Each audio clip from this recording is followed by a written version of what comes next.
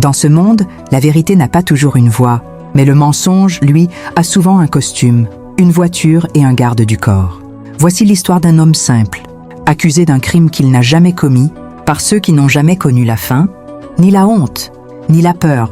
L'œil du baobab s'ouvre. Écoute bien. Avant de commencer, n'oublie pas de t'abonner à l'Oyer du Baobab et liker la vidéo. Laissez un commentaire. On commence.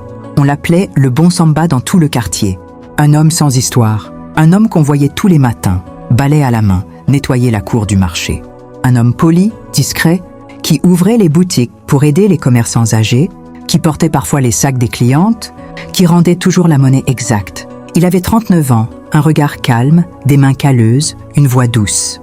Samba n'était pas riche, mais il avait quelque chose que beaucoup d'hommes envient. La paix dans le cœur. Il vivait dans une petite maison en tôle ondulée, avec sa sœur cadette et ses 2 neveux. Il se levait chaque matin à 4h30, faisait chauffer de l'eau, priait en silence, et partait avant le lever du soleil pour balayer le marché. C'était une vie humble, une vie sans bruit, une vie qui ne dérangeait personne. Du moins, c'est ce qu'il croyait.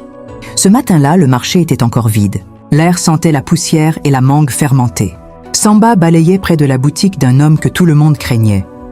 Monsieur Dabo, un commerçant puissant, riche, influent, respecté par les autorités et redouté du quartier. Dabo n'était pas seulement riche, il était intouchable. Ce jour-là, il sortit de sa voiture noire avec un visage fermé, plus agacé que d'habitude. « Samba, approche !» Samba s'essuya les mains et marcha vers lui. « Oui, patron ?» Dabo ouvrit la porte de sa boutique, fit quelques pas, puis se retourna brusquement. Son visage se transforma en masque de rage. « Où est l'argent ?» Samba tressaillit. « Quel argent ? Ne joue pas avec moi !» cria Dabo. « J'ai laissé une enveloppe dans mon tiroir hier soir. Elle a disparu ce matin. Et tu es le seul qui avait les clés du marché. » Les mots tombèrent comme des pierres.